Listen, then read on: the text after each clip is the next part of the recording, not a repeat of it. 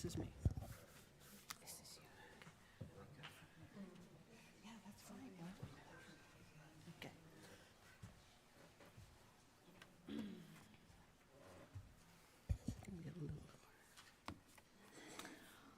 Welcome to the Unitarian Universalist Church of the North Hills. My name is Peggy Fallon, and I am the lay leader today. Please join me in welcoming each other into this moment made sacred by our presence. And we'll have some words on the screen for that. Whatever the faith and traditions of your past, we welcome you. Whatever your theological stance, we welcome you. Whoever you are and whomever you love, we welcome you. Wherever you come from, whatever your journey has been, we welcome you, the whole of you. Our Sunday services are as diverse as we are, so if you're visiting our church for the first time, please come back again several times so that you may experience various topics and styles of worship.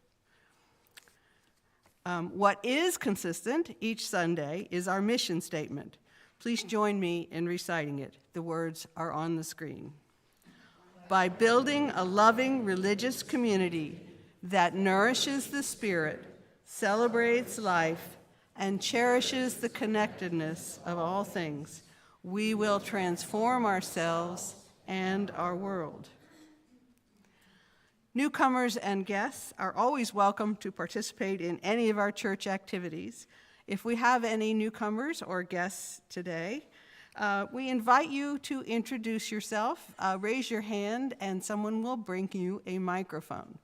Somebody should do it so we'll see him run. There we go. Good morning. I'm Jeff Wilkinson. This is Sally Johnson. We are visiting from Boston, and we are the parents of Daniel Wilkinson, who's been attending for a while. Couple of months. I grew up Unitarian Universalist, as did Daniel, so it's wonderful to be here. Thank you. Thank you. Welcome.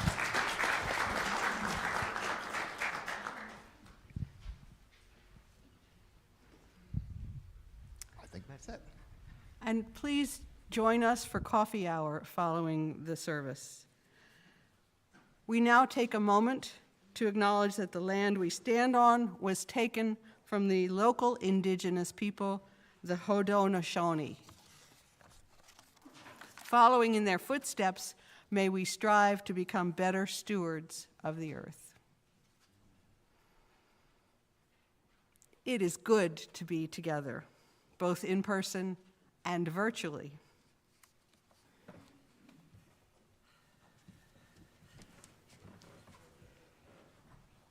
Ready for it? Good morning. Good morning. I'm Leanne Washington. I'm delighted to be serving as the minister for this beloved community. It is so good to see all of you, and it's good to see the faces of some of our folks that I know have been doing some traveling. So welcome back, all y'all. It is actually a real joy to be a minister who can look out over the congregation and not only recognize the vast majority of the faces, but to know people's stories and to have shared meaningful experiences with you. It really is one of the great joys and blessings of being a minister. So I just thought I'd share that this morning. Now, I wonder if your experience this morning was anything like our congregational life administrators. Robin came into my office early this morning and said that she just wasn't emotionally prepared for having to scrape frost off her windshield. And I really felt, I could feel her pain. Fall is moving rapidly toward winter. The snow and ice act as both frigid reminders of our fragility and as blankets that insulate the ground, keeping it a little warmer than the air above it. It's kind of ironic, isn't it? This morning, we'll be exploring how the compassion that flows from our first principle, affirming and promoting the inherent worth and dignity of every person, is the source of kindness, but not complicity. Before we start our worship service this morning, I'd like to make a few announcements. I invite you to join us for the meditation group, which meets on the second and fourth Mondays from 7 to 8 p.m. No experience is required, just a willingness to learn and to breathe. Can we all breathe? On Friday night, we had a showing of Coco, which gave us an insight to next Sunday's worship service.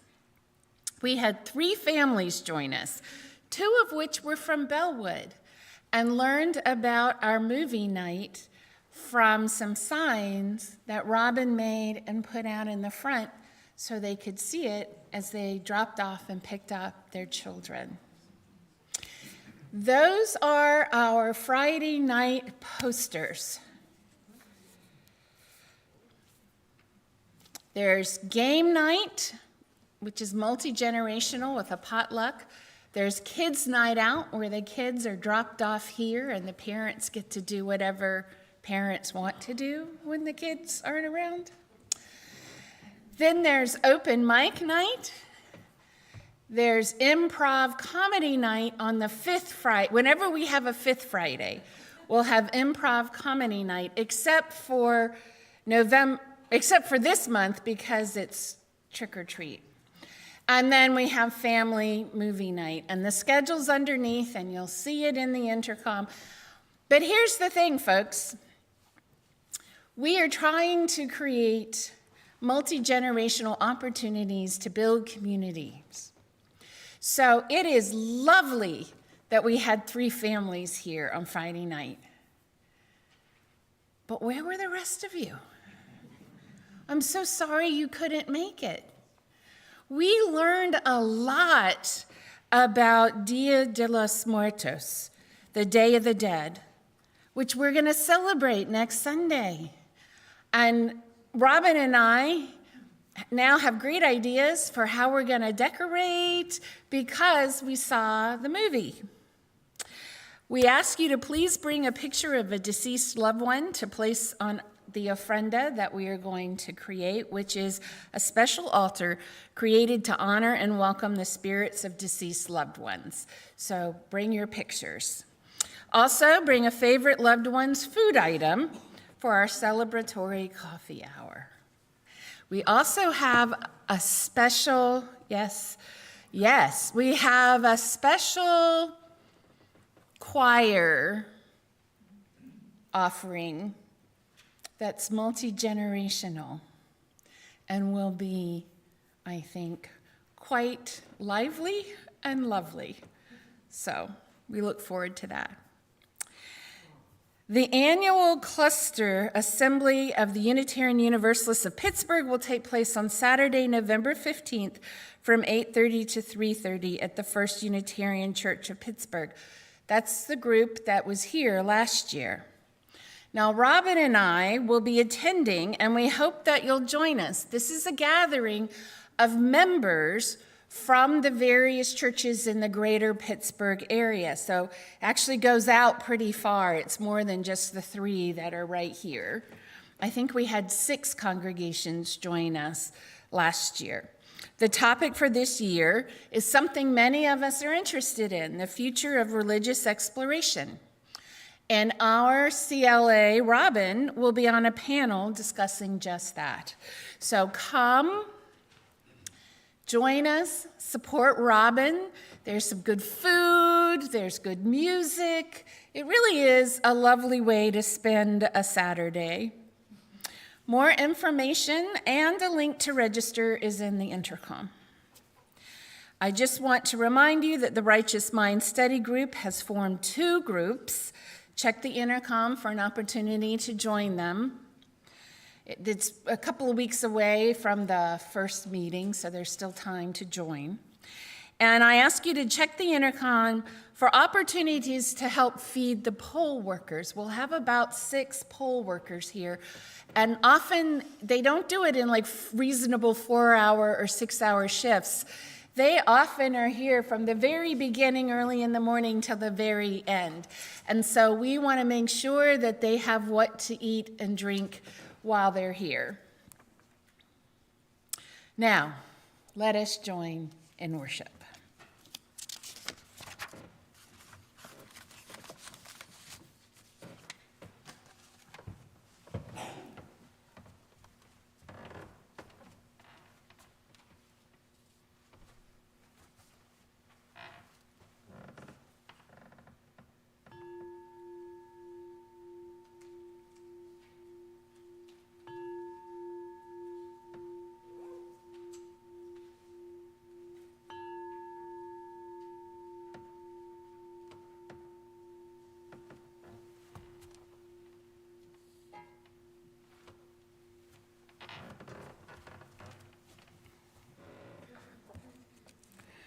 The flaming chalice is a symbol of our faith as we join with other UU churches and fellowships in this familiar ritual. As we share the light of this chalice in our sanctuary, we also welcome those of you viewing remotely to light a chalice. We light this flame for the courage to see clearly, for the compassion that refuses to look away, and for the strength to love without surrendering what is right. May this light remind us that mercy and justice are not opposites, but companions on the long road toward peace. Here, may our kindness be fierce and our truth-telling gentle.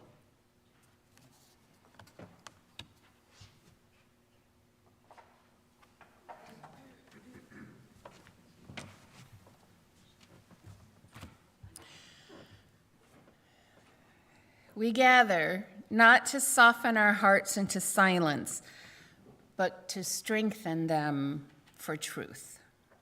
Compassion calls us to see one another clearly, not as enemies or objects, but as human beings with worth and dignity. Justice calls us to draw the line where harm begins, to speak when silence would be consent. May our mercy be courageous and our courage merciful. Come, let us worship together, not to escape the world, but to transform it with love that refuses to surrender. Please rise in body or in spirit as you are willing and able, and join in singing our opening hymn, We Are a Gentle, Angry People, number 170 in the gray hymnal. The words will also appear on the screens. We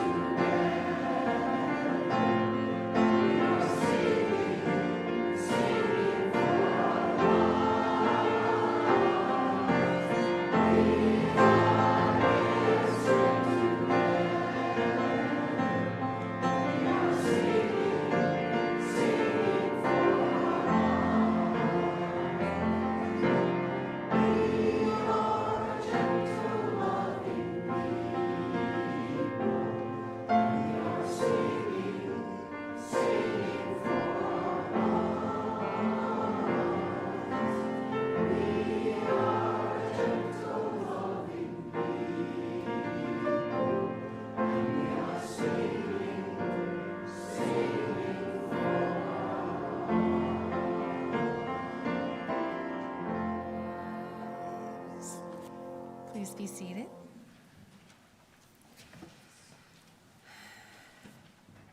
Okay, it happens to me over and over and over again that I sometimes think that after the Time for All Ages story, we should just fold up, go out, and have coffee.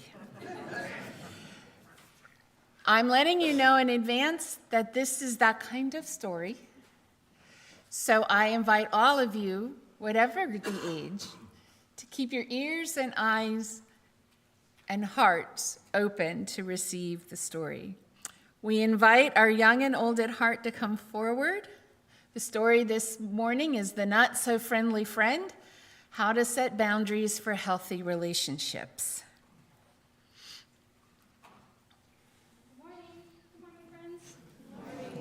Edith Ruiz will read the story to our children and our young at heart.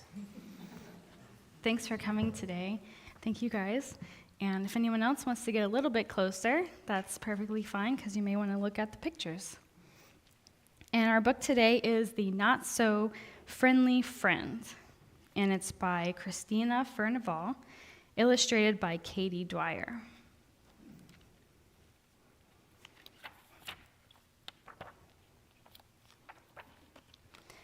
There once was a girl who was new at her school. To make some good friends, she used the golden rule. I think we've heard of the golden rule. She treated her classmates how she liked to be treated. She was helpful and loving, and her hugs were the sweetest. It's nice to get a hug from a friend. It was easy to like her. She was lovely and kind, a good problem solver who had a bright mind. Do you guys like school? Science? She shared and took turns, and she was fair as they come. She used words, not her body, to solve any problem. They're on the playground. But try as she might, not everyone liked her. There was one other kid who found a reason to fight her. You guys know someone like that? A classmate, friend. At first, she tried harder to be this kid's friend, but this kid was not nice and teased her to no end.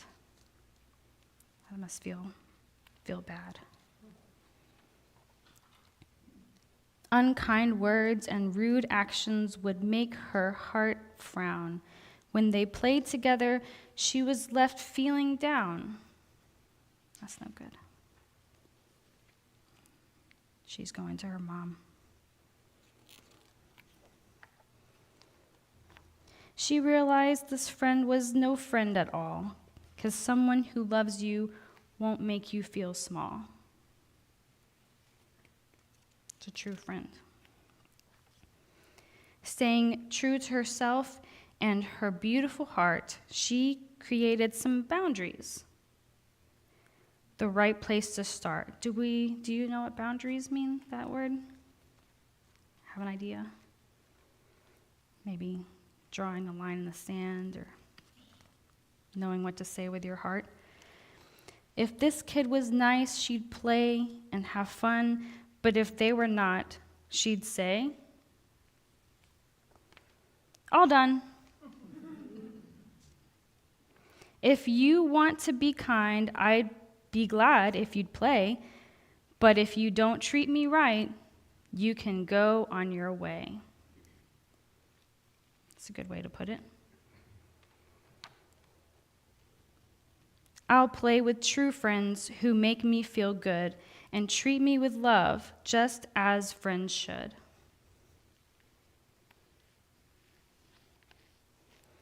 When you're ready to change and be nice again, you're welcome to join and play with us then. It's a good message. The lesson she learned She's still used today. She won't put up with bullies. It's never okay.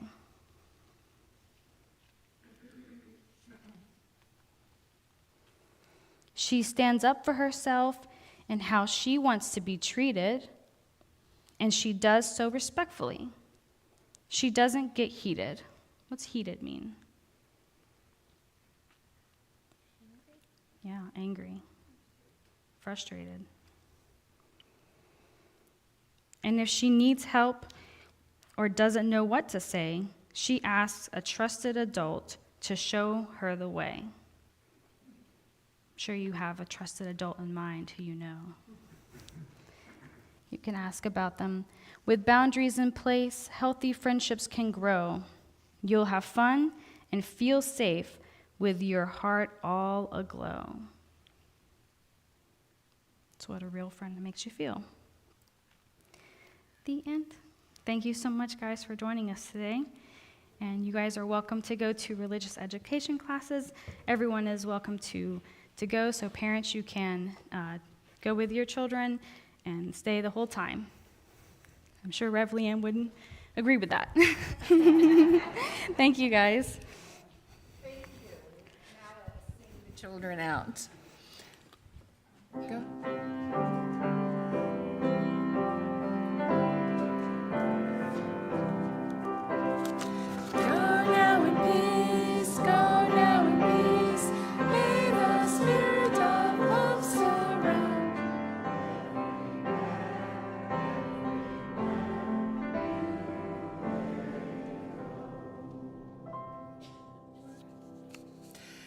Let us now share our joys and sorrows.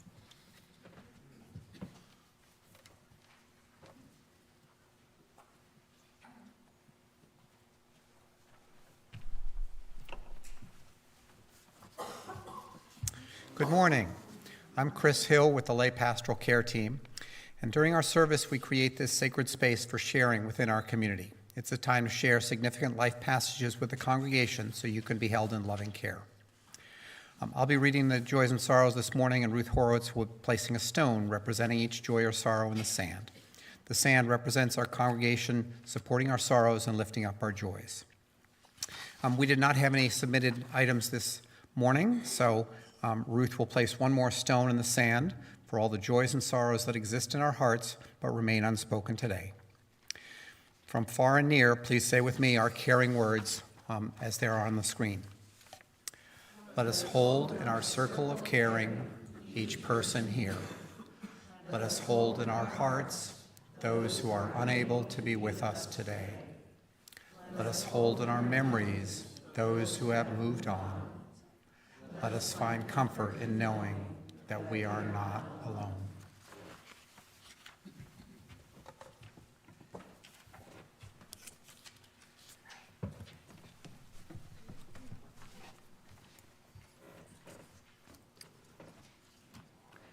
As an independent Unitarian Universalist congregation, we depend on your financial support to pay our staff, to maintain our beautiful campus, and to offer meaningful worship services and religious exploration programs. Board Vice President Lisa Roble will take a moment to share with us why she financially supports this beloved community.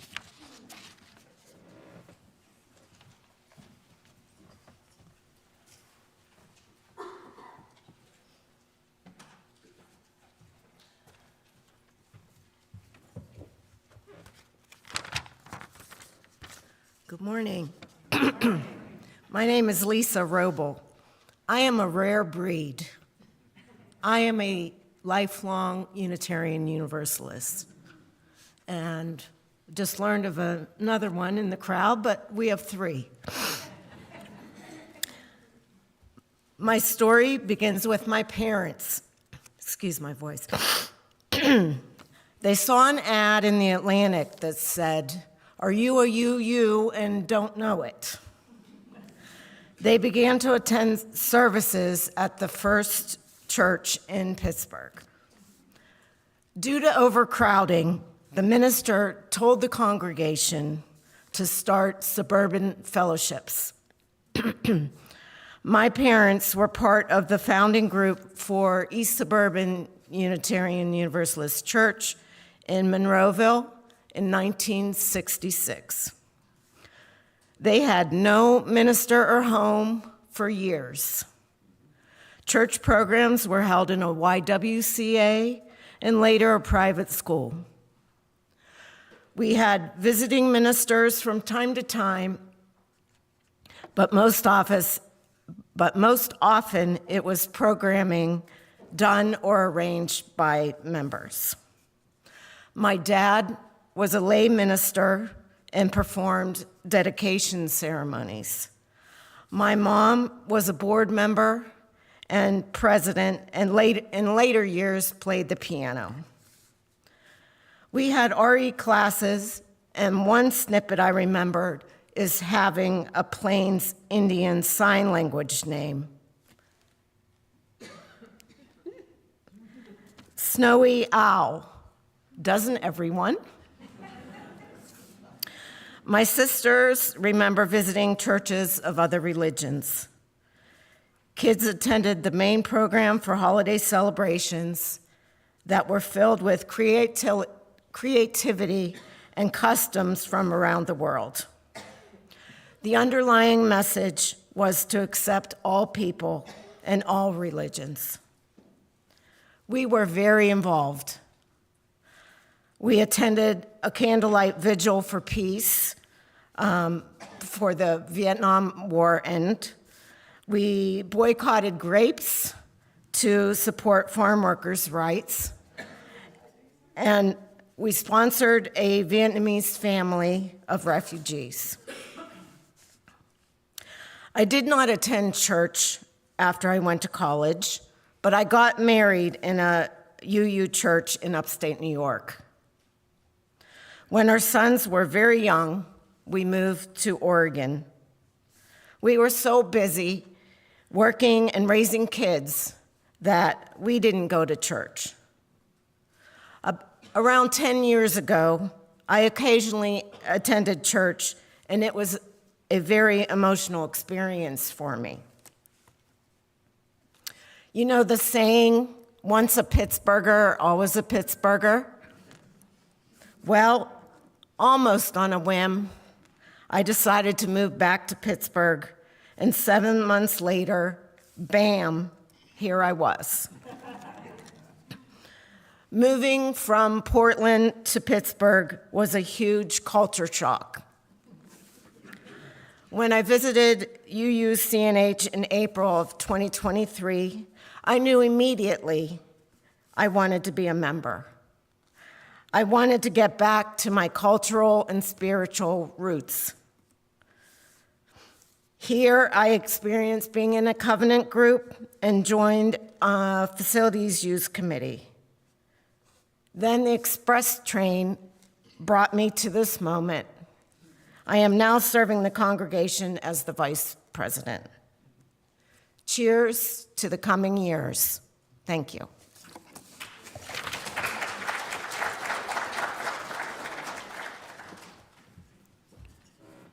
Thank you, Lisa. The morning offering will now be given and gratefully received. Instructions for online contributions are on the screens. If you're visiting us for the first time, please feel free to let the basket pass. Your presence with us is your gift to us today.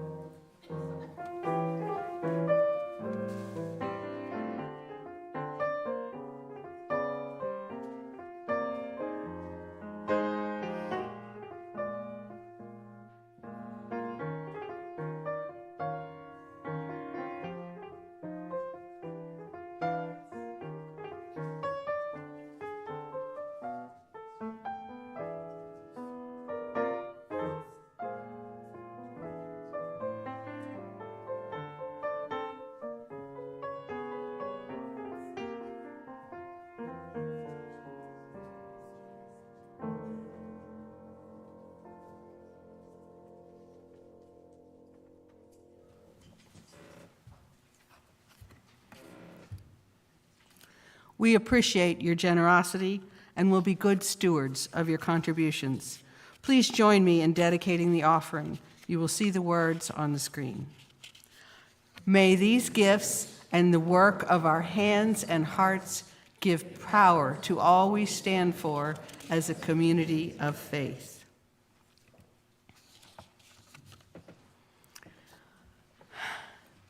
Being human is complicated.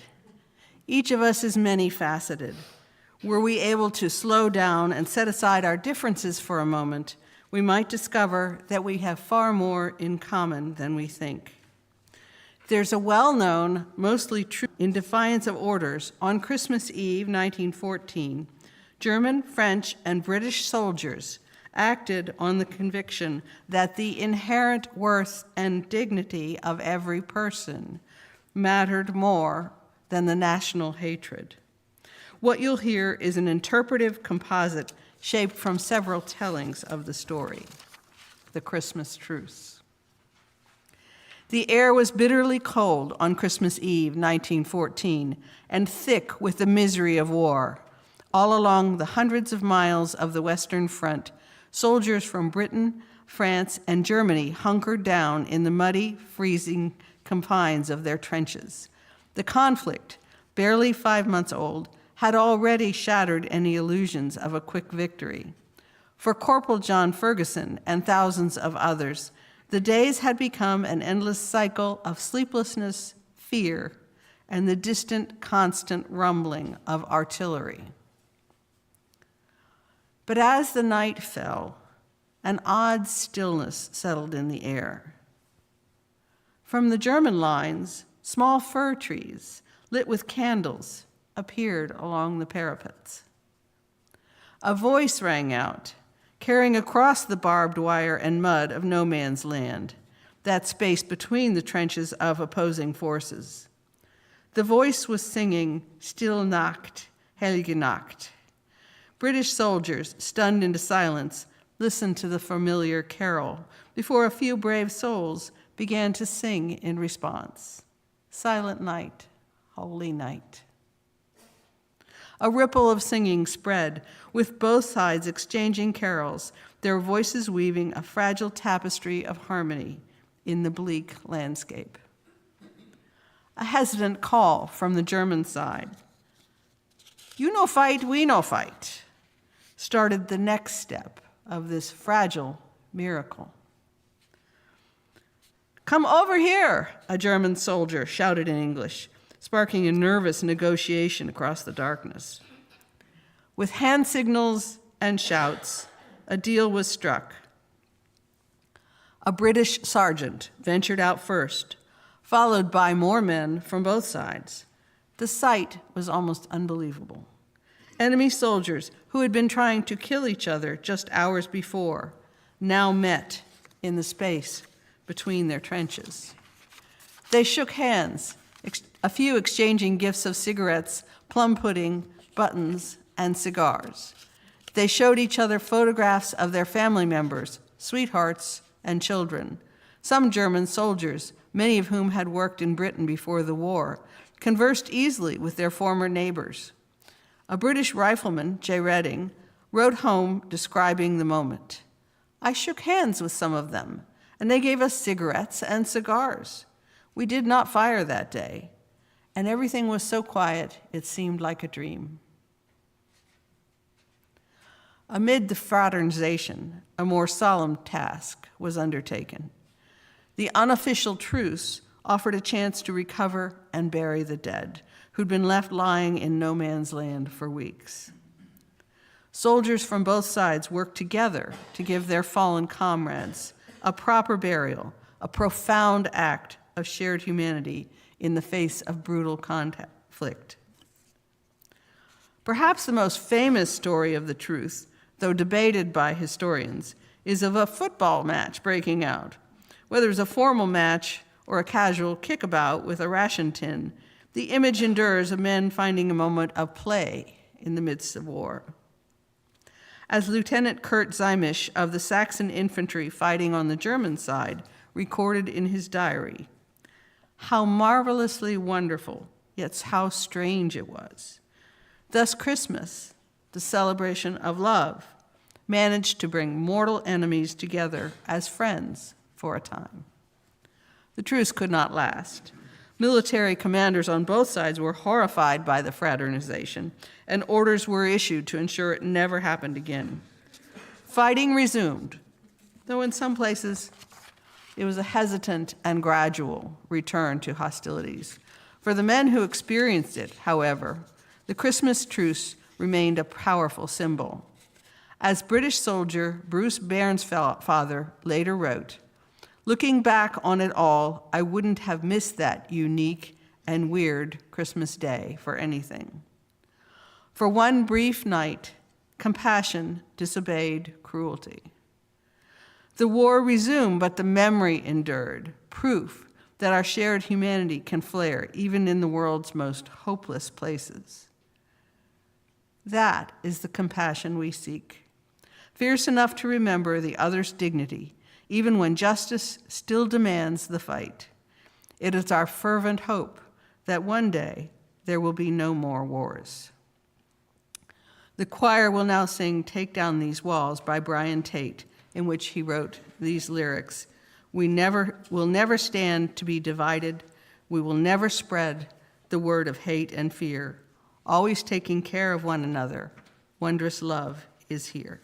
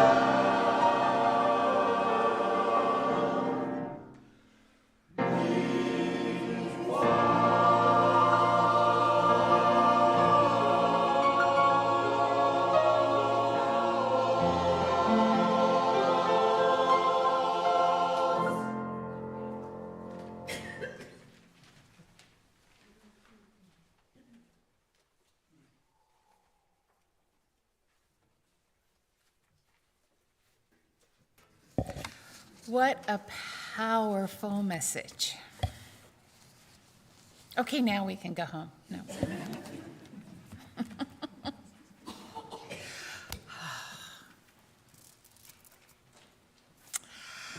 Last week, we stood with the Good Samaritan, seeing the worth and dignity of those we might call enemies. This week, we face a different side of compassion, the side that tells the truth, sets boundaries, and refuses to confuse kindness with surrender. Because compassion, beloveds, is not the same thing as complicity. It's not passive, and it's not people-pleasing. Compassion, rightly understood, is the discipline of seeing the divine spark in every person, including the ones who do harm, and then insisting that the spark not be smothered by cruelty, corruption, or fear. Let's begin by considering what compassion is not, but is sometimes mistaken for. Now, there's pity, which sees another's pain and suffering from a place of superiority, creating distance, and far too often substituting for more meaningful action.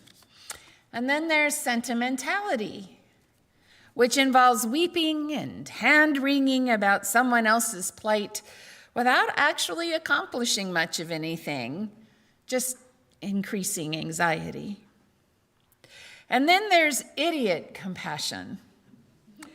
As Buddhist teacher Chogyam Trungpa, I apologize, called it the impulse to be nice instead of real, to soothe the moment rather than heal the wound. And by that, I mean, you've probably all experienced at some time a flesh wound that before it could be treated, or as the beginning of the treatment, is the kind of making sure there's no more dirt or alien objects in the way, kind of a scooping out or rooting out or dabbing out anything that might inhibit healing. It's painful. It's something none of us really ever want to endure, but it is necessary to have a clean wound that you can then suture or cover with a gauze, add antibiotic cream, not in that order. But you know what I'm saying, is that sometimes healing a wound means getting down into it first, and then applying the salve and the bandage.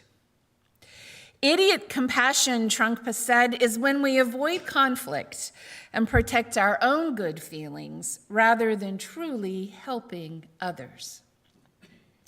Sound familiar? We do this in families when we tolerate abuse because we're afraid of confrontation.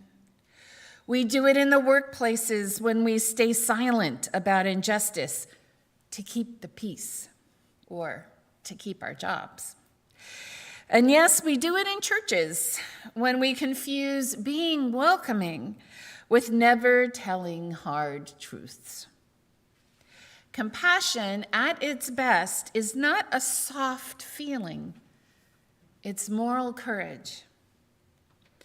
But compassion without wisdom collapses into complicity. Say what you will about the many different books and genres of the Bible. The Hebrew prophets were constitutionally incapable of idiot compassion. Archaeological evidence, most notably the Tel Dan inscription, confirms the existence of the House of David dynasty. King David, like many prominent historical figures, became a cultural icon. Many stories have been told about David, some true, some not. In the Hebrew scriptures, he's a man specially chosen to be king who misses the mark in significant and consequential ways throughout his life and suffers the consequences. One such instance is his relationship with Bathsheba. King David, at the height of his power, looked down one evening from the palace roof and saw a woman bathing on hers. Her name was Bathsheba, the wife of Uriah the Hittite, one of his loyal soldiers away at war. David sent for her and took her into his chambers for a night. When Bathsheba later sent word that she was pregnant, David tried to hide his wrongdoing by recalling Uriah from battle, hoping the soldier would take this opportunity to go home and stay with his wife, and then he would think the child was his own. But Uriah's loyalty kept him from going home while his comrades fought. He slept at the entrance of the palace instead. So David arranged to have him placed in the front lines where he was killed in battle. After Uriah's death and the mourning period had passed, David took Bathsheba as his wife. When the prophet Nathan confronted David with a parable about a rich man stealing a poor man's only lamb for a celebratory dinner, to which the poor man wasn't even invited, David was furious. He thought that man, that rich man, should be punished, should have to give restitution. He was righteously indignant until Nathan declared, "You are the man." Stricken with guilt, David confessed his wrongdoing. He fasted, prayed, and wrote psalms of repentance, acknowledging that his power had corrupted his heart. Though the story indicates that David was forgiven, he faced lasting consequences for his actions. His story remains a cautionary reminder that even a man called after God's own heart could fall and fail, and that true repentance begins when power yields to conscience. Now, the prophet Nathan was a friend and a close advisor to King David. He knew that what David had done to Uriah and Bathsheba and to her child.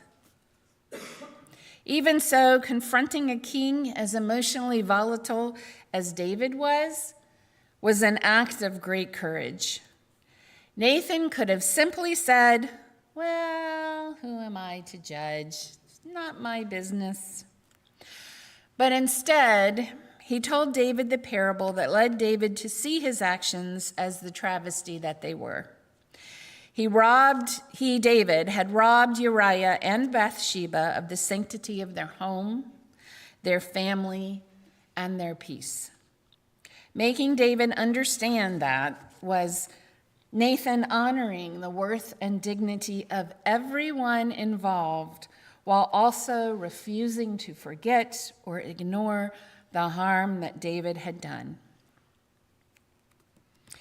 Nathan's doing that wasn't cruelty, it wasn't complicity, it was compassion with a backbone. Nathan's rebuke saved David from himself, saved his soul, if you will, from the corruption of unchecked power.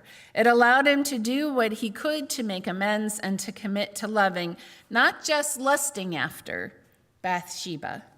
It's their youngest son of 5 children, Solomon, who becomes king after David and continues the family dynasty. The compassion of the prophets wasn't sentimental, it was seismic. The prophets loved the people whom they served enough to hold up a mirror to them, even if it meant bringing them a deeply painful awareness. Similarly, when we demand accountability for violence, racism, or ecological destruction, we're not abandoning compassion.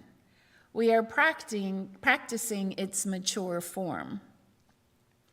From a slightly different perspective, there's a story adapted from the Angulimala Sutta about how the Buddha confronted the evil dwelling in a man, and by doing so, changed that man's life. The forest of Kosala once trembled at the name Angulimala. Once a bright young student, he had been deceived by a corrupt teacher who told him he'd gain enlightenment only after killing 1,000 people. This young student had placed his enlightenment in the hands of the master, and so he obeyed. Lost in delusion, he became a serial killer, killing so many people that in its time, his name meant terror itself. One morning, the Buddha walked calmly down a path toward that same forest. Villagers begged him to turn back. The Buddha saw the suffering on both sides, the fear of the villagers and the delusion consuming the murderer. Compassion called him forward. He continued onward, saying only, "Someone there needs me." Angulimala saw the Buddha and charged, sword raised. Yet no matter how fast he ran, he couldn't catch the Buddha, who merely walked. At last he shouted, "Stop, monk, stop!" And the Buddha replied, "I have stopped, Angulimala. You stopped too." "I have stopped harming all living beings," said the Buddha. "You have not.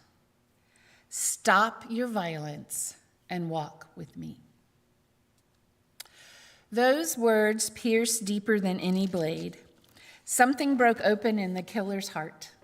He dropped his sword and knelt. And that day he became a monk, trading his necklace of trophies for a robe and a bowl. In time, he became known for all the lives, not for all the lives he took, but for all the lives he saved, healing the wounded, helping mothers in childbirth, teaching forgiveness to those who feared it was impossible. The Buddha's compassion wasn't indulgence. He didn't say, "Your murders don't matter." He said, "Stop." But he said it in a way that called the murderer back to his humanity. That's the difference between compassion and complicity.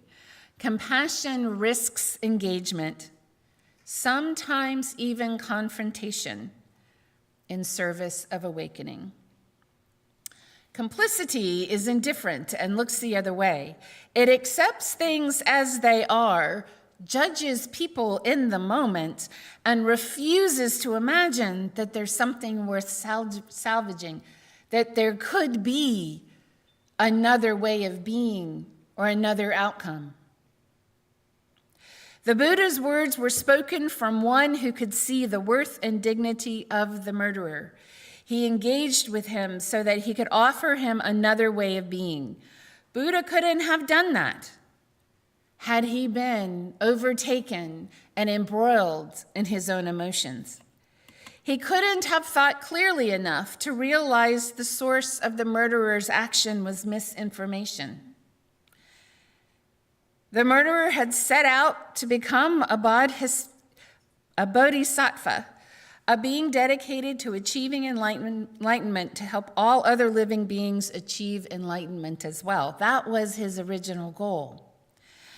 Because he had control over his own emotions, because he could see the worth and dignity in the villagers and the murderer, the Buddha could do what he did, transform a murderer into a person with great compassion who endeavored to alleviate the suffering of all sentient beings. Bet no one saw that coming. Now, the Stoics taught that our duty is not to control others, but to govern ourselves. That doesn't mean indifference. It means steadfastness.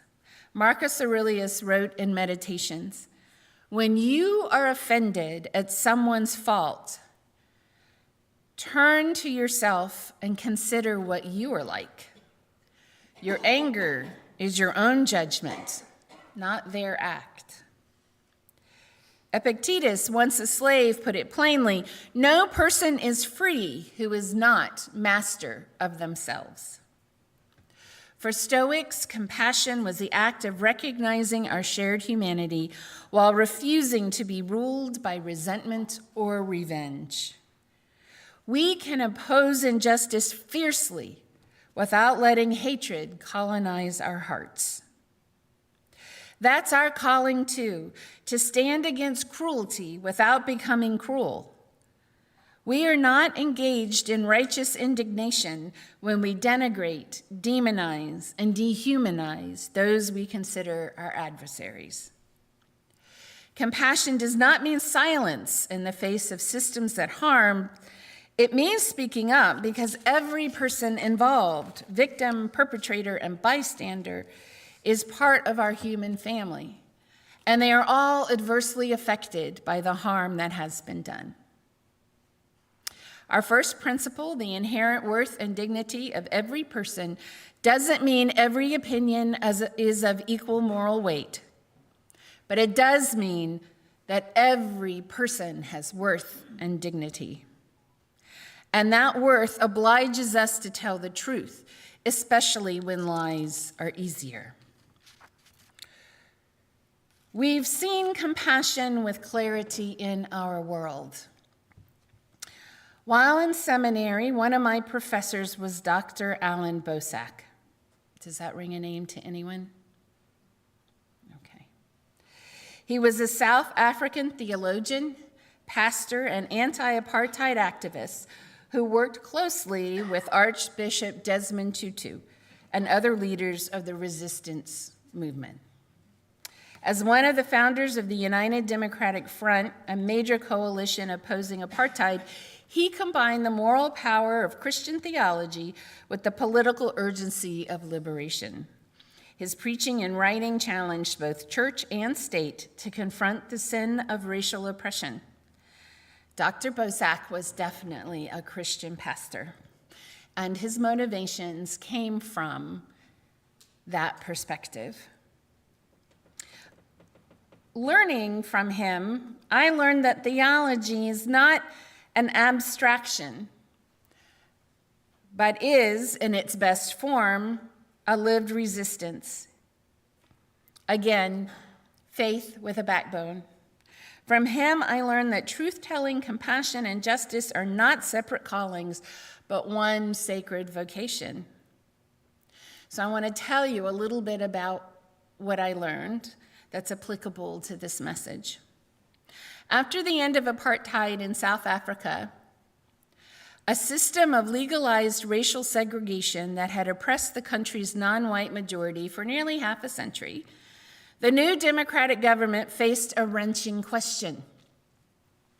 How could a nation so deeply scarred by violence, injustice, and mistrust begin to heal? In 1995, under the leadership of President Nelson Mandela and Archbishop Desmond Tutu, South Africa created the Truth and Reconciliation Commission, TRC. Its purpose was not to punish, but to reveal. How many of you have heard stories about the Truth and Reconciliation Commission?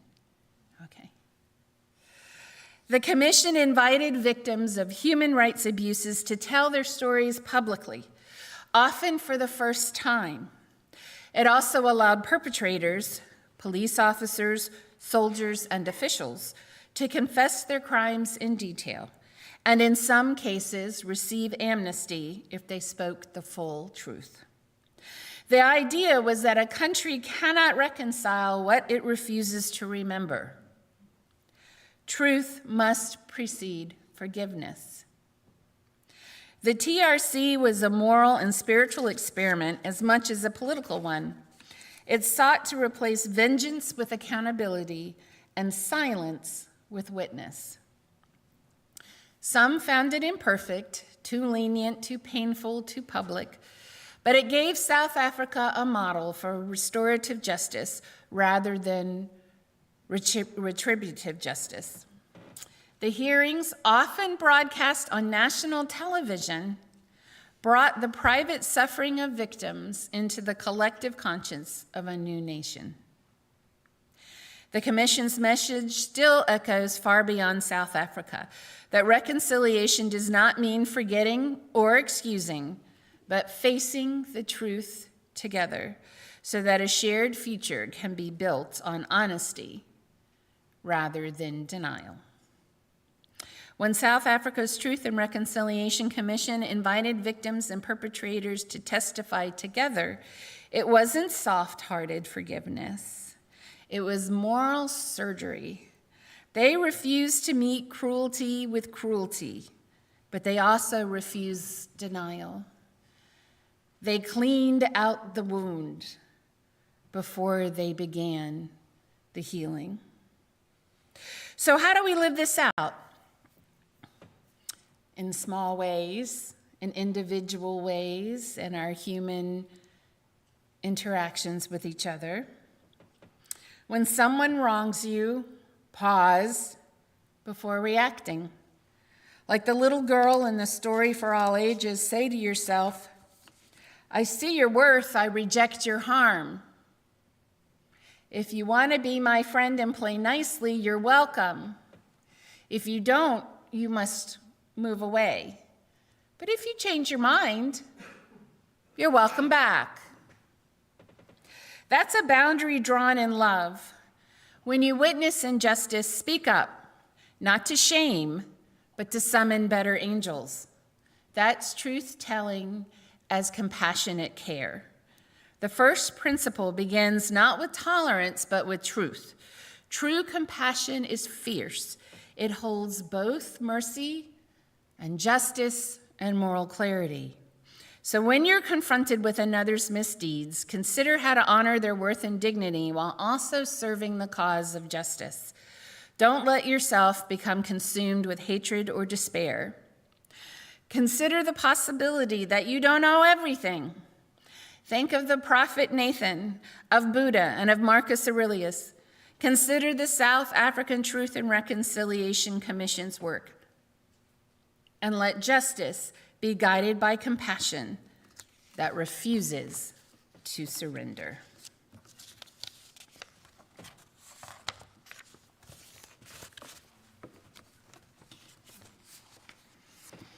I invite you now to take a deep breath, get comfortable in your seats, close your eyes or find a point of focus, and enter into a reflective 3-minute meditation.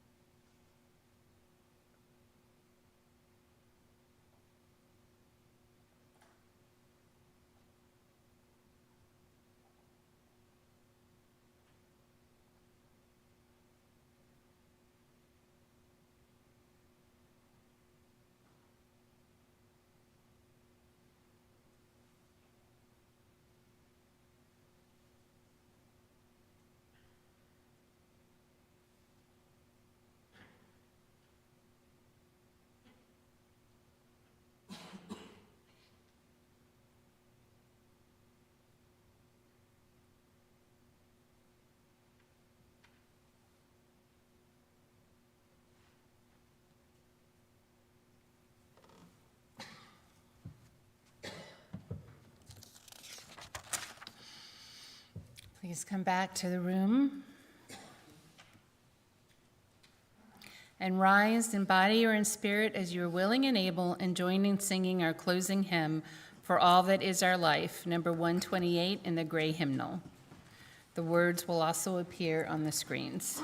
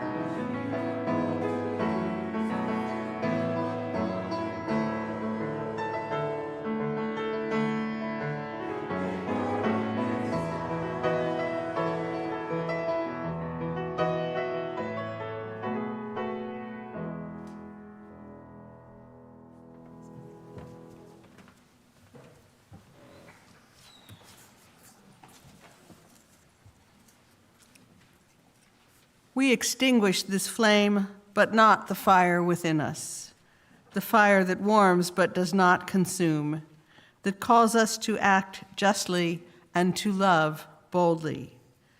As we leave this place, may our compassion have boundaries strong enough to protect it, and may our justice be tempered by love's steady hand.